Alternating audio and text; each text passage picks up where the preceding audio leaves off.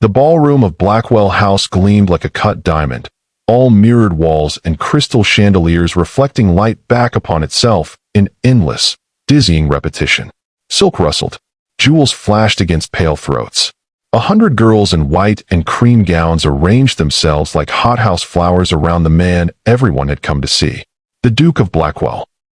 Adrian Everett Blackwell moved through his guests with the precision of a master chess player, offering gloved hands here, measured smiles there, polished phrases that meant nothing and everything. Mothers pushed daughters toward him as if he were a throne made flesh, each girl more lovely than the last, each hoping to be chosen. At the far edge of the room, half hidden by a marble pillar and an arrangement of ferns, stood Lady Marienne Ashford. Her dress was a soft silver blue that had graced 2 previous seasons. Her hair was arranged with perfect propriety, her posture impeccable, her family name respectable enough to warrant an invitation and unimportant enough to be safely ignored. She had long ago mastered the art of being present without being seen. Hello everyone. Before we begin today's story, I have a small favor to ask. Please hit subscribe and turn on the notification bell so you never miss our channel's new videos. It is quick, free, and the best way to support us in bringing you more dramatic stories. Your support means the world to us. Where are you watching from?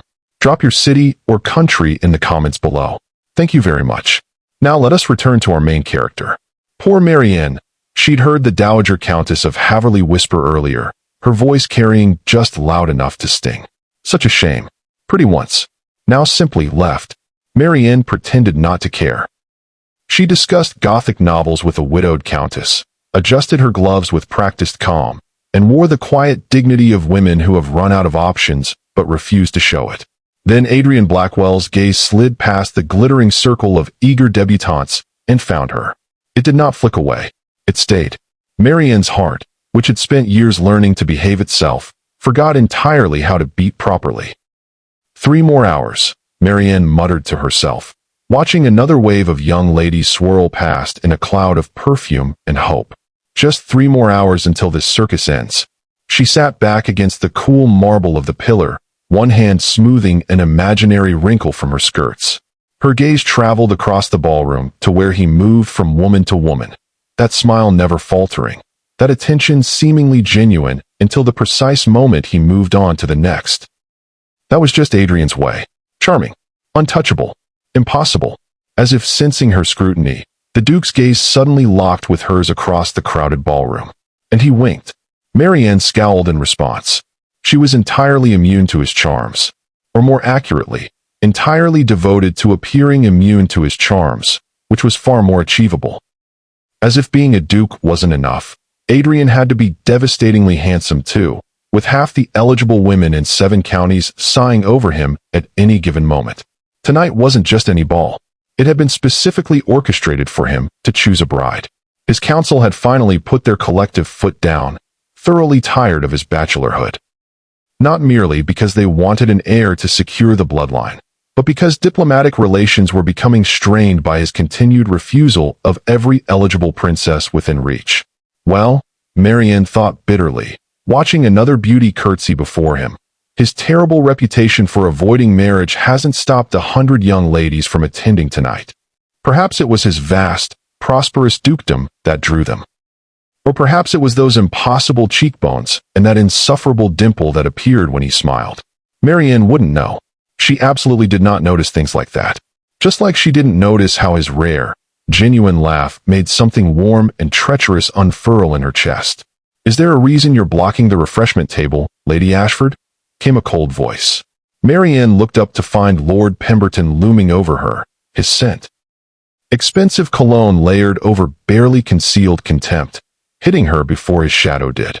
"To better inconvenience you, my lord," Marienne replied sweetly. "Why else?" Lord Pemberton's face darkened. "How dare?" "Lord Pemberton," a new voice interrupted, smooth as silk over steel. "I believe Lady Haraway is looking for you. Something about her daughter's dance card." The nobleman paled and retreated without another word. Marienne didn't need to turn around to know exactly who stood behind her. She'd recognized that voice anywhere, had been half listening for it all evening despite her best efforts. "Enjoying your evening, Marienne?" Adrian asked, stepping into her line of vision. She pointedly ignored him. He absolutely hated being ignored. It drove him to distraction. "That pillar treating you well?" he persisted. As Marienne maintained her pointed silence, she saw movement from the corner of her eye. A moment later, Adrian deliberately knocked over a potted fern, sending dirt cascading across the pristine marble. "Oh, how terribly clumsy of me," he said with an unrepentant grin. "Don't you have 100 other people you can torture?" Marienne finally snapped. "Like one of the dozens of ladies who came all this way just to simper at you? They're just not as entertaining as you are," Adrian protested. "Besides, I can hardly ask them to put me in my place, can I?" "Yet you can hardly keep your eyes off them either," Marienne muttered. His eyes immediately gleamed with interest. "And does that bother you?" he asked softly. "The only thing that bothers me," she said carefully, "is having to watch it." "Well, for someone who claims to hate watching," Adrian teased, leaning closer, "you certainly stare for an awfully long time whenever it happens. One might think you were enjoying the show." Marienne flushed hot with embarrassment and rage. "I do not enjoy watching you, Your Grace," a voice interrupted breathlessly. Lady Evangeline Haraway appeared at Adrian's side, practically thrusting a glass of wine into his hands. "Please, allow me to fetch you refreshment," she simpered. Marienne gaped at the woman, shocked by her utter lack of dignity. Adrian had danced with her once 3 months ago and never asked again. Yet here she was at his beck and call like an eager spaniel. Marienne would never debase herself like that for any man, duke or not. "Lady Marienne," Adrian said, his eyes never leaving Marienne's face as he accepted the drink. "Would you be so kind as to fetch me one of those lemon cakes from the dessert table?" Marienne stood with an irritated grunt. All right, perhaps she would, but only because the Dowager Duchess was watching, and refusing a duke's direct request would cause a scene. That was entirely different from Evangeline's shameful display. Entirely. Can you believe it?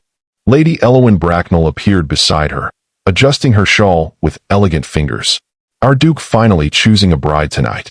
Elowyn was one of the few women at the ball near Marienne's age, a widow whose sharp wit had survived her husband's death intact. "I really can't," Marienne admitted, selecting the perfect cake with more attention than the task required. "Oh, aren't you even a little curious?" Elowyn nudged her. "Think of it. A grand wedding. Celebrations throughout the duchy." Marienne snorted. "That man can't keep his attention on any woman for more than a fortnight. He's certainly not going to manage it for a lifetime. If you ask me," Clarice, one of the upstairs maids, whispered as she passed with a tray. "He only flirts with them because he knows you're watching. He does it because he cannot bear the thought that someone might not worship him," Marienne shot back.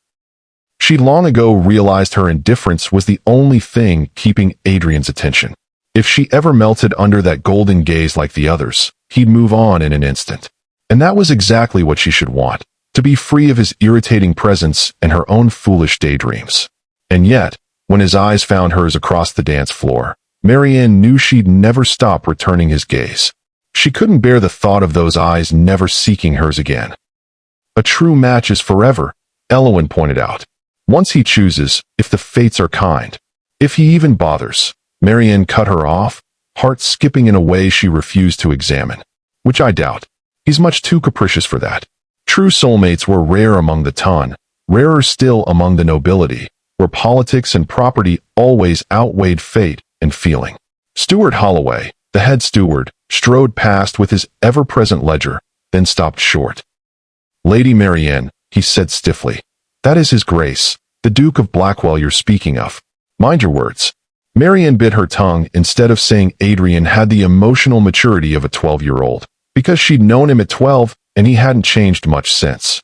"It was all well and good for you to play with his grace as children," Holloway continued in that superior tone he'd perfected. Marienne nearly laughed aloud. "Play?" A memory rose unbidden. Adrian putting a garden snake in her music portfolio, her chasing him through the rose gardens with it, both of them ending up in the fountain, soaked and laughing. Play? Hardly. They'd tormented each other. The good old days. But now, Holloway droned on, you must learn your place and show proper decorum toward. Shoo. Marienne interrupted, her attention caught by something across the room. Lady Marienne. Holloway sputtered. This is exactly what I... Be quiet, she hissed, straining her senses. Something's wrong. Adrian had stumbled slightly, catching himself against a table. His hand went to his temple, and even from this distance, Marienne could see him blinking rapidly as if struggling to focus. "Is he drunk already?" she murmured, setting down the cake. "Lady Marienne," Holloway protested. "You cannot possibly." She ignored him, pushing through the crowd. Adrian swayed, his usual grace deserting him entirely. His wine glass slipped from limp fingers, shattering against the floor. "Adrian," Marienne breathed, breaking into a run. Holloway's scandalized, "You cannot call his grace by his Christian name," faded behind her. Adrian never showed weakness. Never. If he was faltering now, something was desperately wrong. He saw her approaching, and relief flickered across his face. "Marienne." His voice was faint, confused. He reached for her as she grabbed his arm, his weight suddenly pressing against her. "What's wrong?" she whispered urgently. His eyes tried to focus on her face. I think I." His words died. His eyes rolled back, and he collapsed.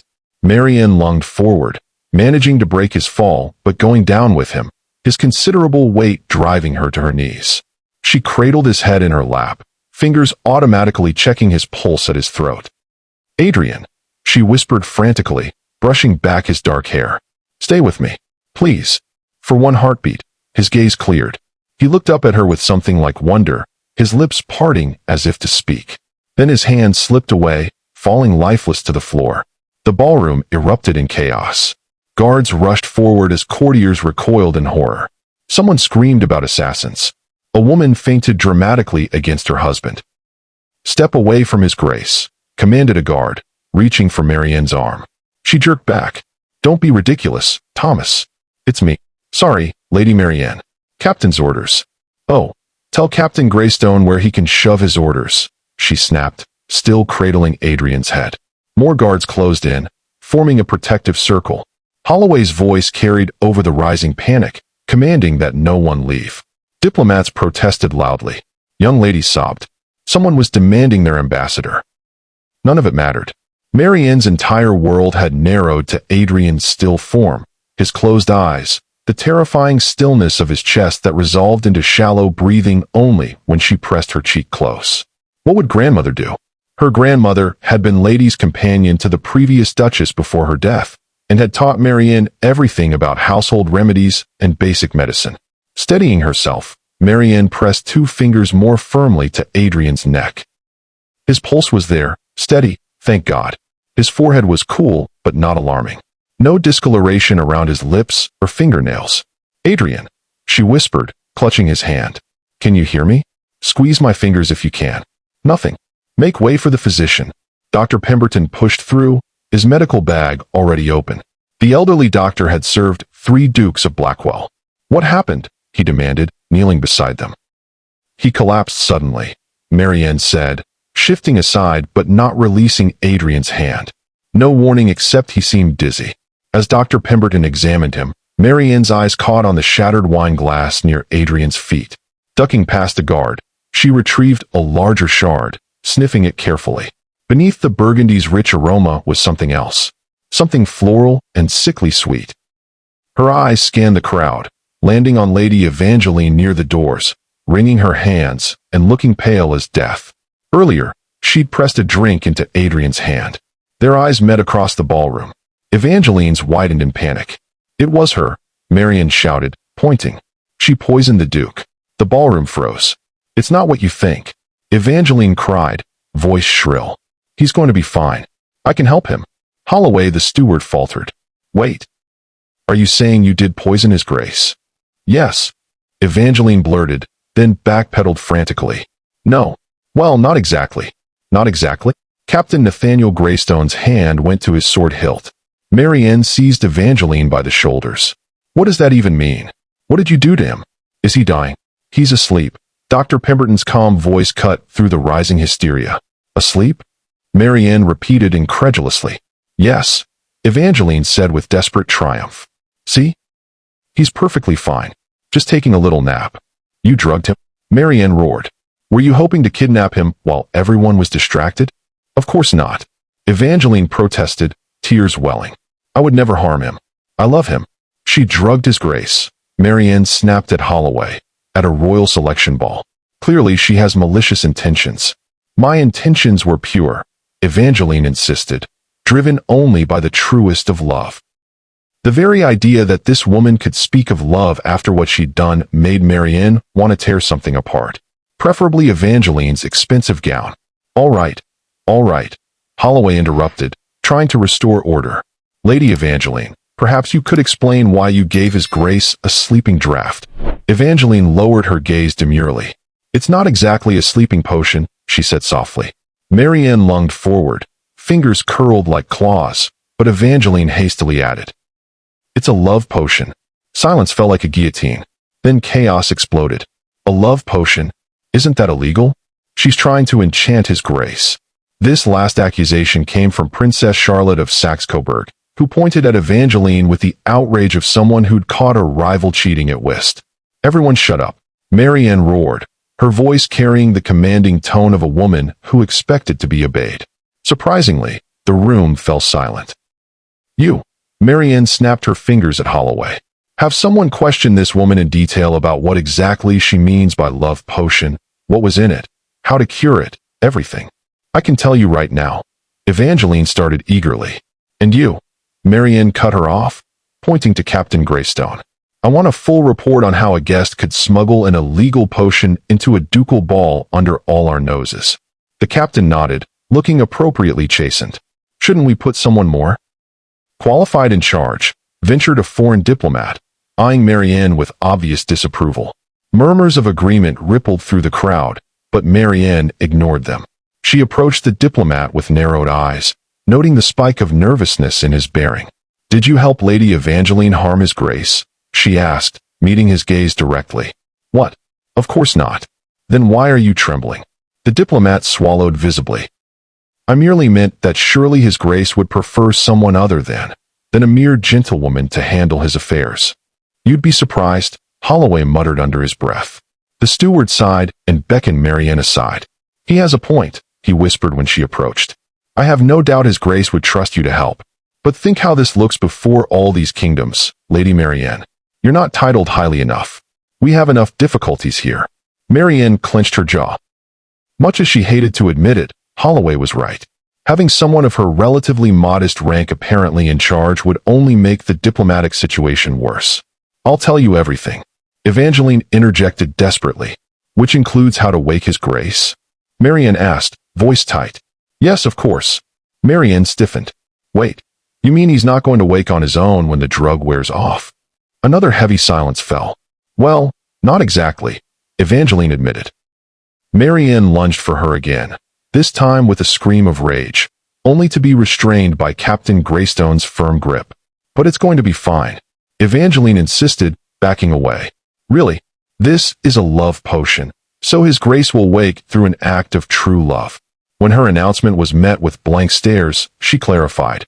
Basically, he must be kissed by the woman he truly loves. Marianne's stomach dropped to her feet. The woman he truly loves? She repeated. But he's charmed half the women in England. How are we supposed to determine which one he truly loves? Evangeline tossed her hair back with renewed confidence. The spell wouldn't have worked if he didn't truly love someone, she explained. Which, of course, is me. I just needed something to prove it to everyone. Prove what exactly? Demanded Captain Greystone. Evangeline's expression transformed into one of passionate sincerity as she addressed the crowd. Adrian and I are in love, she declared. We have been for months. But because his counsel, she shot a venomous glare toward the group of older men hovering near the Duke's unconscious form. Insisted he find a princess for a wife, he was forced to send me away. That is not remotely what happened. One council member began. I did this, Evangeline interrupted grandly, to prove to him, and to all of you, the purity of our love. Surely you cannot expect him to marry one of these princesses after magic proves that I'm the one he truly loves and desires as his duchess. The ballroom erupted into chaos once more. Meanwhile, Marienne stood frozen. A cold dread spread through her chest. Was Adrian condemned to sleep forever? As people parted to let Evangeline approach him, Marienne felt her heart constrict with an entirely different fear. What if Evangeline was right? What if Adrian had been secretly in love with her all along? The entire room watched in tense silence as Evangeline knelt gracefully beside the Duke. She arranged her skirts with theatrical precision. "My love," Evangeline whispered, loud enough for the front rows to hear. "I'll bring you back to us." She bent down and pressed her lips to Adrian's in a kiss that lingered just long enough to be uncomfortable to watch. The room held its collective breath. Slowly, Evangeline pulled back, her expression expectant. Adrian remained motionless, his breathing unchanged. Evangeline frowned, a flicker of doubt crossing her features. "Perhaps you need to put more feeling into it," suggested an elderly duchess from somewhere in the back. Evangeline tried again, this time cupping Adrian's face between her palms and kissing him with obvious passion. When she pulled away, he was as deeply asleep as before. A ripple of whispers passed through the crowd. Marienne, who had been holding her breath without realizing it, slowly exhaled. "If His Grace doesn't love Lady Evangeline," Holloway said slowly, "then who does he love?" 100 pairs of eyes turned toward the assembled young ladies, each one straightening her posture and adjusting her hair. This was going to be a very long night. The ballroom had transformed from celebration into spectacle. Adrian had been moved to a hastily arranged dais, laid out on velvet cushions like a prince from a fairy tale. And Marienne stood at his side, self-appointed guardian and unofficial kiss coordinator. "Princess Charlotte will go first," Holloway announced, consulting his ledger. Marienne narrowed her eyes at the approaching blonde. "This is ridiculous. She's never even had a proper conversation with Adrian." "That's His Grace to you," Holloway snapped. "And how would you even know who he has or hasn't been acquainted with?" "I know everyone Adrian is acquainted with," Marienne replied, crossing her arms. Over the years, she'd created an intricate intelligence network within Blackwell House. The maids told her who visited his chambers. The footmen reported who dined with him. The housekeeper whispered about who he looked at. And old Mrs. Bramble, the cook, let her read the menu requests. "The cook lets you do what?" Holloway spluttered. "It's for His Grace's own good," Marienne replied, her attention already shifting to another princess attempting to cut ahead in line. "Get in the back, Isabella. He doesn't like you." As the first princess approached, Marianne's memory raced through her exhaustive catalog of Adrian's romantic history. What if one of them truly was his love? Whoa, whoa, whoa. Marienne intervened as Princess Charlotte, kneeling beside Adrian, reached for his cravat. "You're meant to kiss him, not undress him." Bad enough watching these women kiss him when he was conscious and willing. Watching them take liberties while he lay helpless made something feral rise in Marianne's chest. As Charlotte leaned toward Adrian's lips. "What do you think you're doing?" Marienne snapped. "Kissing him," Charlotte said, affronted. "On the cheek," Marienne ordered, crossing her arms. "No one gave you permission to what?" Charlotte demanded. "Time's up," Marienne said, practically hauling her away as Charlotte's lips barely grazed Adrian's skin. "Oh, look at that. Still asleep. What a pity." Next, and so it continued. Princess after princess, lady after lady.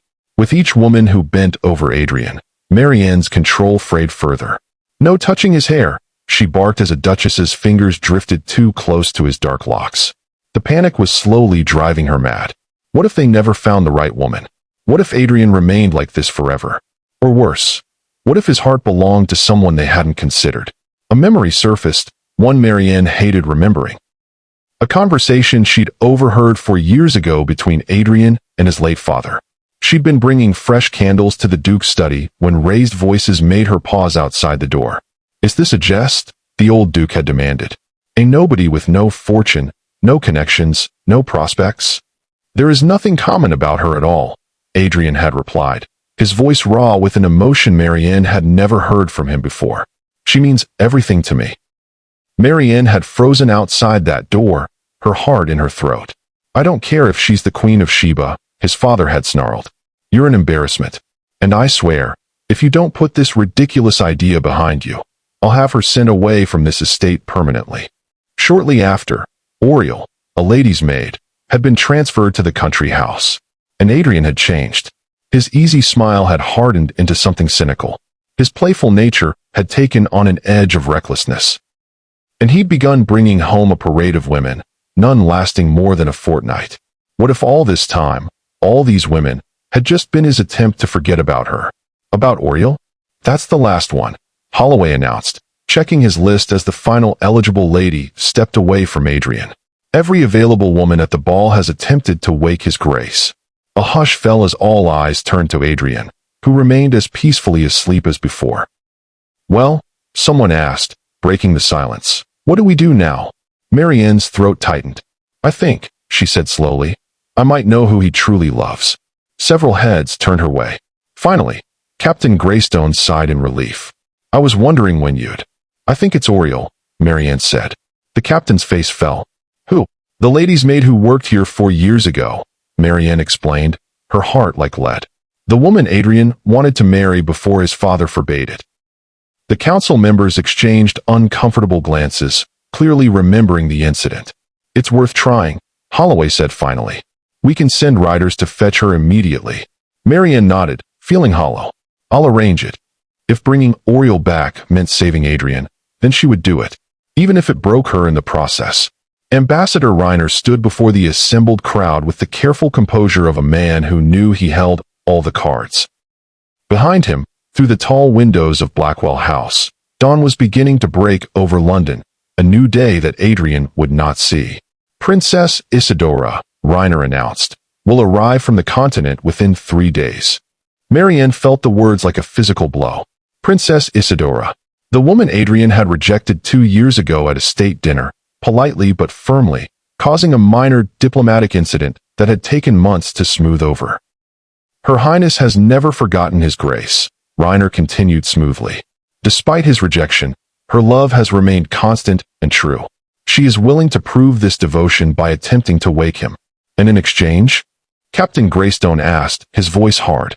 "In exchange," Reiner said with a thin smile, "she will accept his hand in marriage. A union that will strengthen ties between our nations and put this unfortunate incident to rest. His grace wakes, the scandal ends, and everyone benefits." The trap was perfect. Low risk for them, impossible stakes for Adrian. Dowager Duchess Agatha stepped forward, her iron-gray hair swept back severely, her face carved from disapproval. "This seems like a reasonable solution," she said, and Marianne's heart sank. "Given the circumstances." "Your Grace," Nathaniel Greystone protested, "surely we should." "Should what?" Agatha snapped. "Wait indefinitely?" "Parliament is already questioning His Grace's fitness to lead if he can be so easily incapacitated. Every day he remains asleep weakens this duchy's position. If Princess Isadora can wake him and restore stability, then that is what must happen." Marianne stood frozen near Adrian's sleeping form. Her mother, Henrietta, caught her eye from across the room, giving a small, almost imperceptible shake of her head. "Don't interfere," that look said. "We cannot afford this fight." 3 days, Reiner repeated, as if the matter was settled. "Her Highness will arrive in 3 days. I suggest you keep His Grace comfortable until then." As the crowd began to disperse, whispering furiously, Marianne remained at Adrian's side. She looked down at his peaceful face, so still, so vulnerable. 3 days, she thought numbly. 3 days until someone else saves him. 3 days until he belongs to another woman. She reached out, her fingers hovering just above his hand, not quite touching. 3 days until I lose him forever. Dr. Pemberton had set up a makeshift laboratory in the morning room, glass vials and leather-bound medical texts covering every surface. Nathaniel Greystone stood beside him, arms crossed, watching Reiner with the intensity of a man conducting an interrogation. "Walk us through the potion again," Nathaniel said. "Not a request." Reiner shifted uncomfortably. "I've already explained." "Explain it again." Slowly. Marianne lingered near the doorway, unable to leave but unwilling to draw attention to herself. Lady Elowen stood beside her, elegant and watchful. "The potion creates an enchanted sleep," Reiner said, irritation creeping into his voice. "It can only be broken by true love's kiss." Yes, Dr. Pemberton interrupted, adjusting his spectacles. "But whose true love? The sleepers or the kissers?" Silence fell like a stone into still water. Reiner's face went carefully blank. "I don't understand the question." "It's quite simple," Nathaniel said softly, dangerously. "When you say true love's kiss, do you mean His Grace must love the woman kissing him? Or must the woman love His Grace?" The color drained from Reiner's face. "Because if it's the former," Nathaniel continued, "then we're looking for a woman Adrian loves. But if it's the latter—" He let the implication hang. It doesn't matter, Reiner said quickly. Too quickly. Nathaniel moved faster than Marienne had ever seen him move. One moment he was across the room. The next, his hand was fisted in Reiner's expensive jacket. My patience, he said with deadly calm, has run entirely out. All right. Reiner gasped. All right. The woman must love him. Not the other way around. The room went deathly quiet. So any woman who truly loves his grace could wake him? Dr. Pemberton said slowly. Reiner nodded miserably. Nathaniel released him, stepping back. His eyes found Lady Elowen's across the room. Something passed between them. Understanding, calculation, determination. Then both of them turned to look directly at Marienne. She felt her face flame hot. Don't, she whispered. Don't what? Came a bright, cutting voice from the doorway. Lady Charlotte Renford swept in, clearly having overheard everything. Her smile was poisonous. Oh, this is delicious. So we don't need to find someone our dear Duke loves. We just need to find someone foolish enough to love him. She turned that vicious smile on Marienne. You know, if our spinster here adored him enough, perhaps she could finally make herself useful for once. Imagine, Lady Marienne Ashford, savior of the realm. They'd write ballads. Several people laughed. Not kindly. Marienne felt something crack open in her chest, spilling all her carefully guarded secrets across the floor for everyone to see. They knew. They could all see it now. Her pathetic, impossible feelings laid bare. Charlotte, Elowen said sharply, that's quite enough. But the damage was done. Whispers spread through the room like wildfire. Marienne felt dozens of eyes on her, assessing, judging, pitying. She turned and fled. Elowen found her in the conservatory 10 minutes later, hidden among the orange trees, tears streaming silently down her face. Don't, Marienne said again. Do you love him? Elowen asked. Not gently. Brutally honest, the way only a true friend could be. It doesn't matter. That's not what I asked. Marienne's mother appeared in the doorway, wringing her hands. Marienne, darling, please. Don't do this. We are not important enough to survive a scandal of this magnitude. If you interfere, if you try to. She couldn't even finish the sentence. Lady Ashford, Nathaniel's voice came from behind Henrietta. With respect, your daughter is the only one who can interfere. He stepped into the conservatory, his expression grave. Lady Marienne, I won't pretend to understand everything happening here. But I know this. If you love him and do nothing, you have no right to complain when he wakes up married to Princess Isadora. When he spends the rest of his life bound to a woman he doesn't love, you'll know you could have stopped it. My feelings don't matter, Marienne whispered. But even as she said it, she flinched, because she knew it was a lie. If you're still here as of now, you're invested. Don't stop now. The real magic happens in the next chapter when everything changes. Please rate this video on a scale of 1 to 10. The antechamber off Adrian's bedroom was small, intimate, filled with afternoon light. Marienne stood with her back against the door, shaking her head repeatedly like a child refusing medicine. I can't, she said for the 100th time. You can, Elowen replied, unmoved. You don't understand. I understand perfectly, Elowen interrupted. You love him. He's asleep. You can wake him. The mathematics are quite simple. The mathematics, Marienne said with a slightly hysterical laugh, are that I am a gentlewoman of modest means and fading prospects, and he is the Duke of Blackwell. Even if I wake him, what then? He'll feel obligated, trapped. He'll resent me for putting him in that position. Or, Nathaniel said from where he leaned against the mantelpiece, he'll be grateful to wake up at all. The door opened. Dowager Duchess Agatha swept in like an avenging angel, fury radiating from every line of her rigid posture. What, she demanded, is the meaning of this? I was told Lady Marienne is being brought to attempt to wake my nephew. This is absurd. This is a final attempt before we involve foreign courts, Nathaniel said, his voice taking on a formal, legal tone. As His Grace's chief counsel, I am within my rights to explore every possible avenue before agreeing to a diplomatic marriage. Lady Marienne will attempt to wake His Grace. If she fails, Princess Isadora may try when she arrives. It was beautifully played. Agatha couldn't object without appearing to want Adrian to remain asleep. Her eyes narrowed. Fine. But when this fails, and it will fail, I expect no further delays. She swept out. Marienne's hands trembled. I can't. Then he marries Isadora, Nathaniel said flatly. and you live the rest of your life knowing you could have stopped it. Your choice. Elowyn took Marianne's cold hands in her warm ones. He would do it for you, she said softly. You know he would. And Marianne did know. If their positions were reversed, Adrian would move heaven and earth to save her. All right, she whispered. All right. They led her to Adrian's bedroom. Someone had opened the windows. White curtains billowed in the breeze.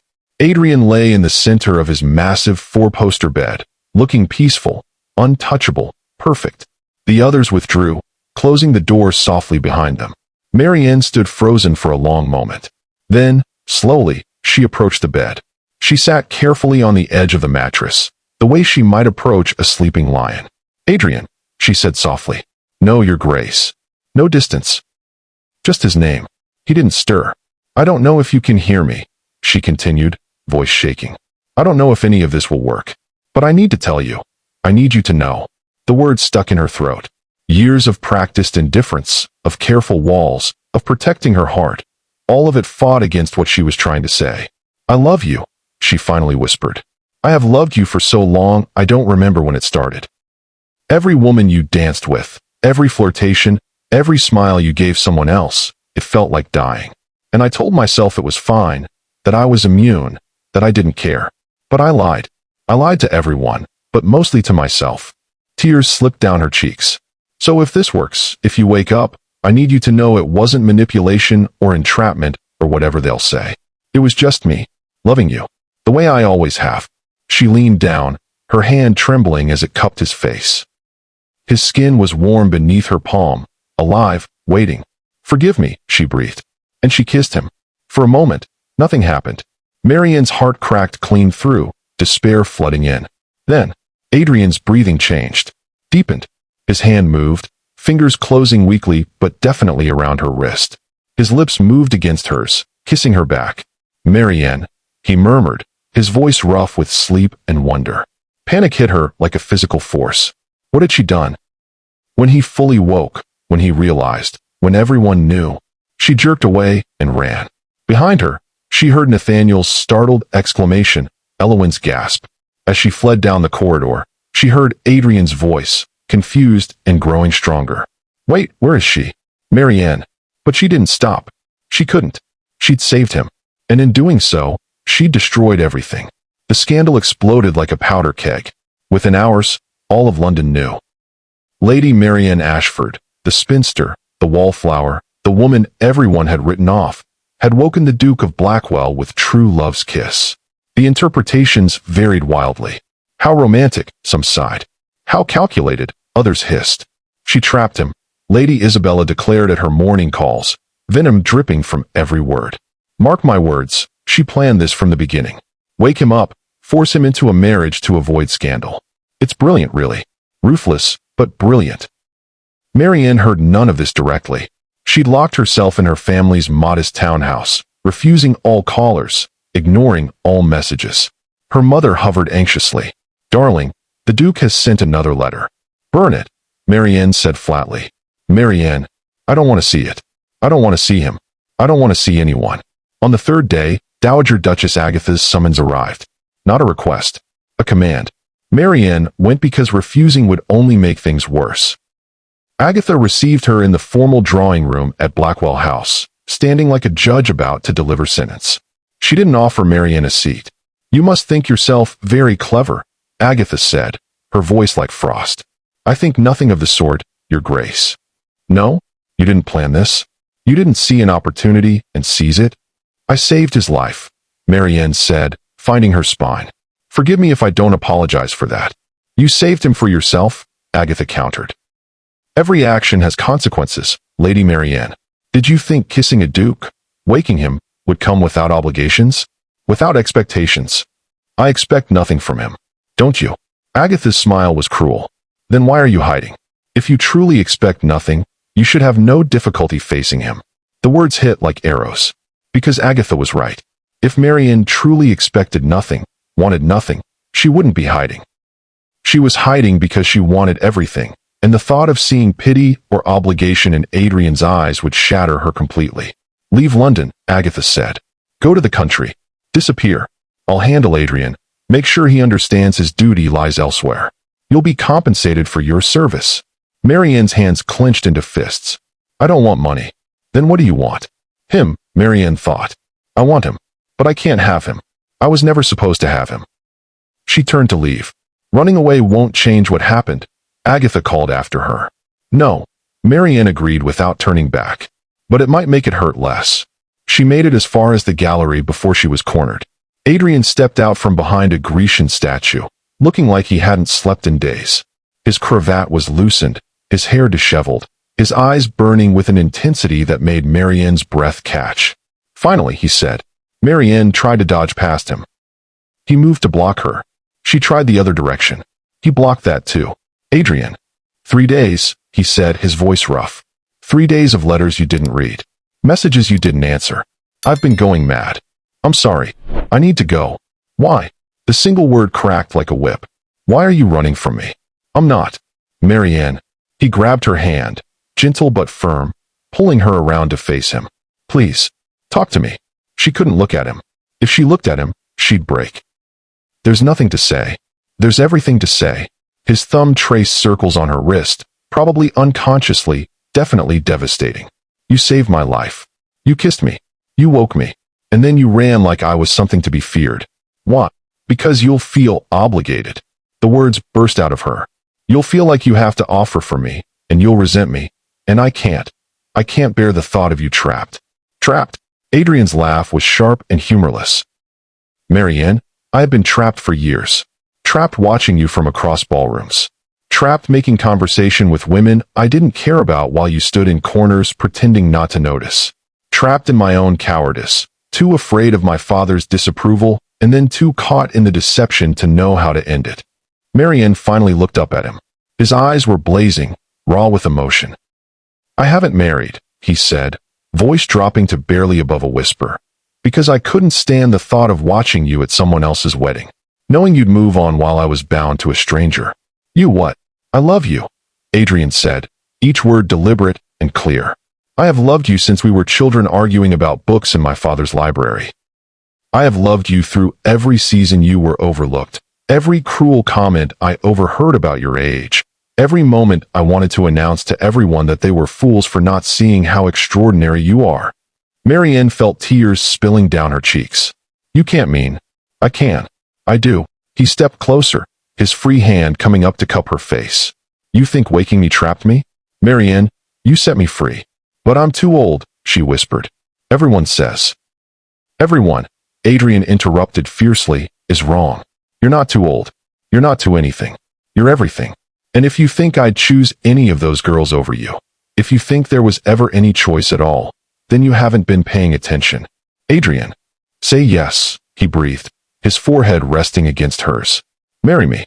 Not because you have to. Not because of scandal or obligation. Because you love me the way I love you. I do, Marianne sobbed. I do love you. I'm terrified and confused and I don't understand how this is happening, but I love you. Then say yes. Yes, she whispered. He kissed her then, properly this time, with both of them awake and aware and choosing each other.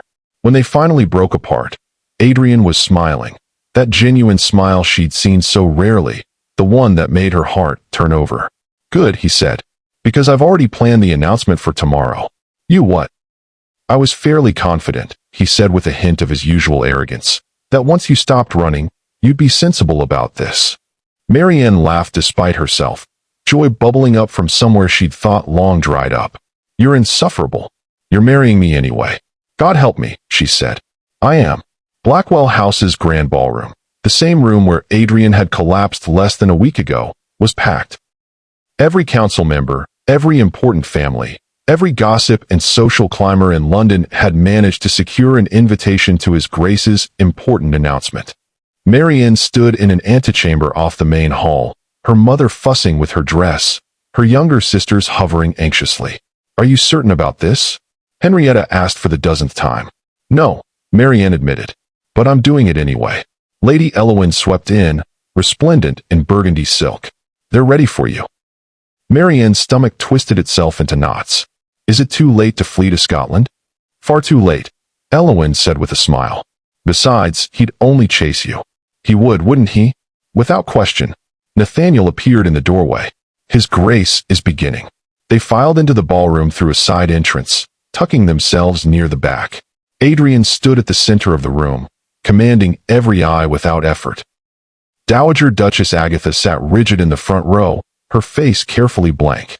"Thank you all for coming," Adrian began, his voice carrying effortlessly. "As you know, last week I was the target of a foreign plot designed to destabilize this duchy and force me into a marriage of political convenience." Murmurs rippled through the crowd. "What you may not know," Adrian continued, "is the true nature of the enchantment placed upon me. It could only be broken by the kiss of someone who truly loved me. Not someone I loved. Someone who loved me." The whispers grew louder. "I was awakened," Adrian said, his eyes searching the crowd until they found Marienne's, "by a woman who has loved me faithfully, honestly, and without expectation of reward. A woman who tried to hide her feelings, who never sought advantage, who only wanted to see me safe." Marienne felt every eye in the room turn to find her. "It is therefore my honor," Adrian said, his voice ringing with absolute certainty, "to announce my engagement to Lady Marienne Ashford. We will be married before the month is out." Chaos erupted. Gasps of delight from some quarters. Furious whispers from others. Lady Evangeline, to her credit, merely looked sad, not vengeful. Charlotte's face was carved from ice and rage. Isabella looked like she might actually faint from sheer indignation. Dowager Duchess Agatha rose to her feet. "Your Grace, surely this is settled," Adrian interrupted, his tone brooking no argument. "Lady Marienne saved my life. More importantly, she has my heart, my respect, and my devotion. Anyone who cannot accept this is welcome to leave." Agatha's mouth snapped shut. For a long moment, the entire room held its breath. Then Lord Pemberton, of all people, began to applaud. Slowly at first, then building. Others joined in. Some enthusiastic, some merely polite, but the sound filled the ballroom. Adrian crossed directly to Marienne, ignoring protocol entirely. He held out his hand. She took it. Later, after the crowd had dispersed and the scandal had settled into something more manageable, they found themselves on the terrace overlooking the gardens. The night was cool and clear, stars scattered across the sky like diamonds.